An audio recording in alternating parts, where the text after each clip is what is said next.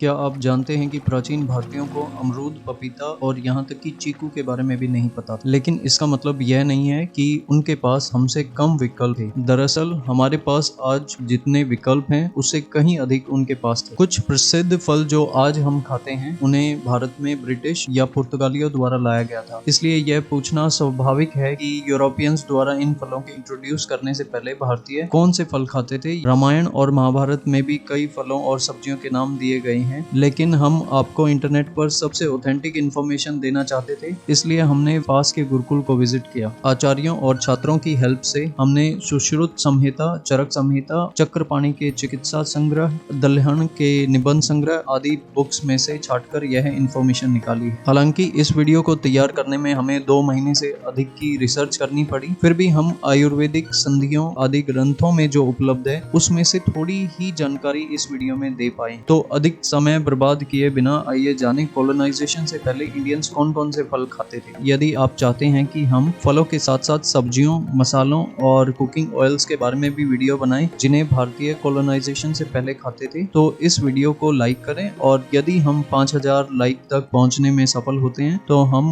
वो वीडियो भी जल्द ही लेकर आएंगे। लाइक और सब्सक्राइब करने से आपको हमारा चैनल ढूंढने में भी आसानी होगी। सबसे पहले हैं ड्राई फ्रूट्स, और हमारे पूर्वज लगभग 10 ड्राई फ्रूट्स के बारे में जानते हैं, जिसमें से सबसे पहले है अभिषुक, या फिर जिसे आजकल हिंदी में हम चिलगोजा भी बोलते हैं। इंग्लिश में इसका नाम पाइन नट्स है। दलहन और चरक संहिता में इसका उल्लेख मिलता है। नेक्स्ट वन इज अक्सोटा, अखरोट के नाम से जिसे हम हिंदी में जानते हैं। अरुस्करा, इंडियन मार्किंग नट, इंग्लिश में इसका नाम है, और हिंदी में इसे भिलावा, भलाटका आदि आदि के नाम से जाना जाता है। नेक्स्ट वन इज वतामा, जिसे हम आजकल बादाम बोलते हैं। देन नेक्स्ट इज फिग या फिर अंजीर। टोबारा, जिसे वाइल्ड अलमंड या फिर हिंदी में कोलमुंगरा के नाम से भी जाना जाता है। नेक्स्ट वन इज निकोचक, जिसे इंग्लिश में पिस्ताचियो या पिस्ता भी बोला जाता है। सुश्रुत ने इसका उल्लेख उत्तर भारत में उगने वाले फल के रूप में किया है। Next one is Pichu and Priyala. प्रियाला, जिसे चिरौंजी के नाम से भी जाना जाता है, इसका उल्लेख रामायण, कौटिल्य के अर्थशास्त्र, बुद्धिस्ट जातक कथाओं में भी मिलता है। अब कुछ फल और सब्जियां ऐसे भी हैं जिन्होंने फल से सब्जी में और सब्जी से फल में अपना रूप बदला है। इसमें सबसे पहले है वर्तका या फिर बैंगन, जिसे इंग्लिश में हम ब्रिंजल बोलते हैं। ब्रिंजल को चरक ने फलों की कैटेगरी में रखा है, लेकिन आजकल हम इसे पूरी तरह से सब्जी के रूप में जानते हैं। Next one is Bimbi. Bimbi या फिर ईवी गोल्ड, जिसे लिटिल गोल्ड के नाम से भी जाना जाता है, और हिंदी में इसे कुंदरू कहा जाता है। इसका उल्लेख जैमिनी उपनिषद में मिलता है और आजकल हम इसे केवल सब्जी के रूप में यूज करते हैं। Next one is Kadali. कदाली, जिसे हम हिंदी में केला के नाम से जानते हैं। प्राचीन समय में केले की सिर्फ सब्जी प्रसिद्ध थी, लेकिन आजकल हम इसे सब्जी के साथ साथ फलों के रूप में भी यूज करते हैं। नेक्स्ट वन इज पनाशा, जिसे हिंदी में कटहल भी कहा जाता है। यह दुनिया का सबसे बड़ा फल भी माना जाता है और कौटिल्य अपने अर्थशास्त्र में इसका उल्लेख करते हैं। आजकल हम इसे ज्यादातर सब्जी के रूप में ही जानते हैं। नेक्स्ट कैटेगरी फलों की, पहले भी बहुत प्रसिद्ध थे और आजकल भी उतने ही प्रसिद्ध हैं, जिनमें से सबसे पहला नाम है आम, या फिर जिसे संस्कृत में अम्र कहा जाता है। आम का फल महात्मा बुद्ध को बहुत पसंद था और वो ज्यादातर आम के बाग में ही ठहरते थे, जिसकी वजह से उनके अनुयायियों के मध्य में ये फल बहुत प्रसिद्ध हुआ। नेक्स्ट वन इज अरुका, जिसे आलू बुखारा के नाम से भी जाना जाता है। चरक संहिता में इसका उल्लेख मिलता है। नेक्स्ट वन इज अमलिका या इमली। नेक्स्ट इज अमलका या आंवला। भारतीय इसे जैमिनी उपनिषद के समय से जानते हैं। कालिंदा या फिर वाटरमेलन, जिसे हिंदी में तरबूज भी कहा जाता है। मॉडर्न स्कॉलरशिप तरबूज को अफ्रीका का नेटिव मानती है, लेकिन इंडस वैली में भी इसके चित्र मिलते हैं और वाग्भट 2 ने भी इसका उल्लेख किया है। अगला है डाडिमा, जिसे हिंदी में अनार या इंग्लिश में पोमीग्रेनेट के नाम से भी जाना जाता है। इसका भी उल्लेख इंडस वैली के चित्रों में मिलता है और साथ ही साथ चरक और वाग्भट एक भी अपने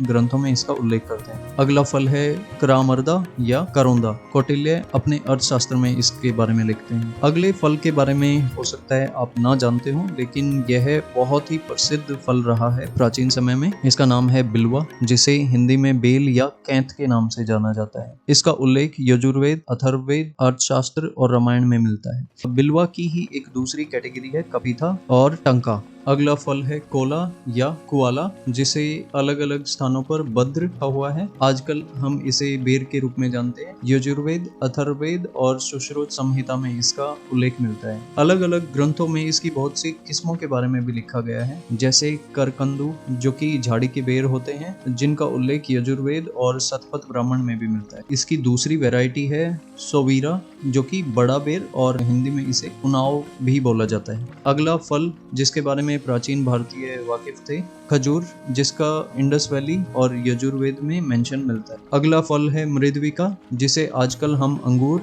और इंग्लिश में ग्रेप्स के नाम से जानते हैं। चरक ने द्राक्ष और मृद्विक दोनों शब्दों का उल्लेख किया है, लेकिन कौटिल्य और पाणिनि ने इसे सिर्फ द्राक्ष कहा है। इसकी खेती का केंद्र उत्तर पश्चिम भारत बताया गया है। नेक्स्ट वन इज नारिकेला, जिसे हम आजकल हिंदी में नारियल से जानते हैं। चरक संहिता और रामायण में इसका उल्लेख मिलता है। साथ ही साथ इंडस वैली में भी इसके चित्र मिले हैं। नेक्स्ट वन इज कसमार्या, जिसे कासमारी का फल भी कहा जाता है। इसका उल्लेख रामायण और महाभारत दोनों में मिलता है। हमारे अकॉर्डिंग यह फल खुमानी या फिर एप्रिकॉट है। नेक्स्ट वन इज सफका, जिसे आयुर्वेद में श्रृंगटका कहा गया है। हिंदी में आजकल हम इसे सिंघाड़े के नाम से जानते हैं, और अथर्ववेद में भी इसका उल्लेख है। नेक्स्ट वन इज सीताफल, कस्टर्ड एप्पल, या फिर हिंदी में इसे शरीफा के नाम से भी जानते हैं। इस फल के बारे में बहुत सी भ्रांतियां फैली हुई हैं, लेकिन इस फल की पहचान अजंता और एलोरा की गुफाओं के साथ साथ भरहुप स्तूप की मूर्तियों में भी की गई है। इसका उल्लेख सुश्रुत ने किया है, लेकिन कुछ लोग कहते हैं कि इसे पुर्तगालियों द्वारा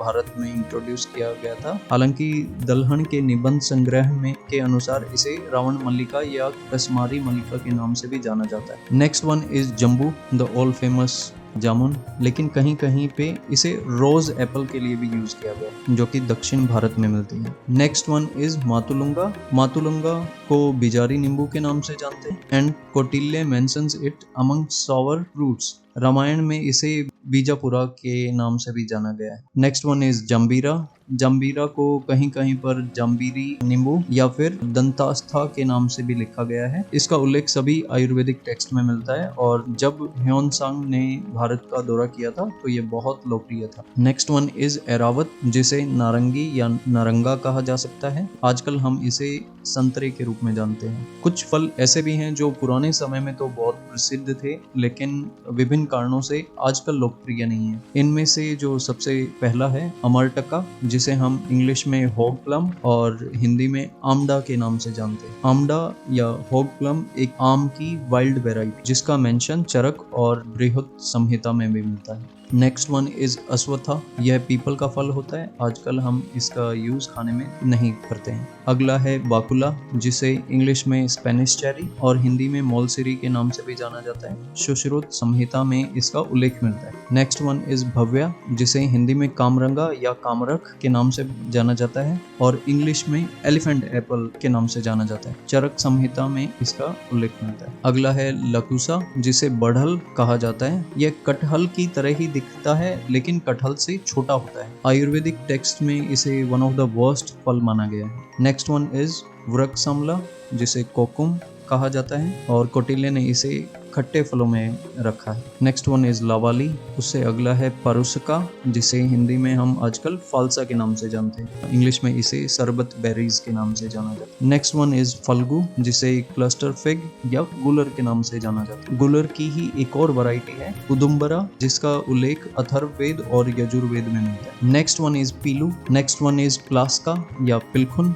नेक्स्ट वन इज विकंकटा, जिसे रमोंची और गवर्नर्स प्लम भी बोला जाता है। साथ साथ इसे इंडियन प्लम भी कहा जाता है। नेक्स्ट वन इज उरुमना, जिसे इंग्लिश में हम पेयर और हिंदी में नाशपाती के नाम से जानते हैं। According to Hiuen Tsang, pears were introduced into India by the Chinese. We don't know whether it is true और not. Next one is Tuda, जिसे इंग्लिश में मलबरी और हिंदी में सहतूत के नाम से जानते हैं। अगला फल है सिंसिटिका फला। दलहन इसे बड़े बेर की किस्म बताते हैं और मेंशन करते हुए लिखते हैं कि this is as big as a fist. Taste and is very sweet. और आगे बताते हैं कि यह उत्तरी क्षेत्रों में उगाया जाता है। चरक इसका उल्लेख करने वाले पहले व्यक्ति हैं और ऐसा लगता है कि यह फल सेब हो सकता है, but we are not sure. Next one is Nyagrodha, जो कि बड़ का फल होता है। अगला फल है राजदाना, जिसे हम हिंदी में खीरनी या कसीरी के नाम से भी जानते हैं। कौटिल्य और चरक इसका मेंशन करते हैं। नेक्स्ट वन इज तालाफला, जिसे हिंदी में ताड़ का फल कहा जाता है। पाणिनि और कौटिल्य इसके बारे में लिखते हैं। नेक्स्ट वन इज तेंदुका, हिंदू में तेंदु का फल इसे कहा जाता है। नेक्स्ट वन इज टेंटिडिका, यह कोकुम की ही अलग वैरायटी है और इसका शरबत पेट के लिए बहुत लाभकारी माना गया है। नेक्स्ट वन इज धनवाना, जिसे धमाना भी कहा गया है कहीं कहीं, और ये स्मॉल बेरीज की तरह होता है। नेक्स्ट वन इज अश्वकर्ण, जिसे हिंदी में साखुआ के नाम से भी जाना जाता है। यह छत्तीसगढ़ में जनरली पाया जाता है और साल के नाम से भी जाना जाता है। नेक्स्ट वन इज अक्षीफला, जिसे हिंदी में बहेड़ा या फिर विभीटिका भी कहा जाता है। कुछ ऐसे भी फल थे जो नियमित आहार का तो हिस्सा नहीं थे, लेकिन आयुर्वेदिक चिकित्सा और अन्य यूजेस उनके बहुत थे। तो ऐसे फलों की लिस्ट हम आपको दे रहे हैं।